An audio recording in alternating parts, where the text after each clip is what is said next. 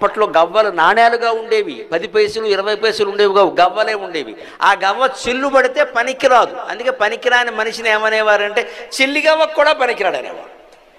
ఎందుకంటే గవ్వలు చెల్లుబాటు అయ్యేవి. ₹1 ఏదో 16 గవ్వలు లెక్క ఉండంటే 10 పైసలు అనమాట గవ్వ, అంతే కదా. అదే గవ్వ చిల్లు పడింది అని కూడా పనికిరాదు, ఏదో చిరిగిపోయిన రూపాయిలాగా, అంతే కదా. అలాగా చిల్లి గవ్వకు కూడా పనికిరాదు అంటే గవ్వే తక్కువ, అందులో మళ్ళీ చిల్లు పడింది కాబట్టి పనికిరాదు. గవ్వలు పనికొస్తాయి. ఆ గవ్వలు చిల్లి గవ్వల్ని ఆటలో ఉపయోగించేవారండి.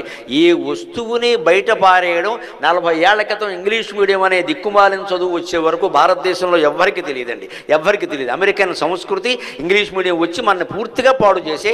కానీ మన దేశ చదువులో, మన దేశ విద్యలో ఉండే గొప్పతనం ఏమిటంటే గవ్వలాట. పూర్వం అమ్మాయిలు అబ్బాయిలు అందరూ కూర్చొని, ముఖ్యంగా అమ్మాయిలు ఇండోర్ గేమ్స్ అన్ని గవ్వలతోనే ఉంటాయి. 4 గవ్వలు ఉంటే బ్రహ్మాండం, భగవతత్వం తెలుసుకోవచ్చు. ఎలాగో తెలుసా, వైకుంఠపాణి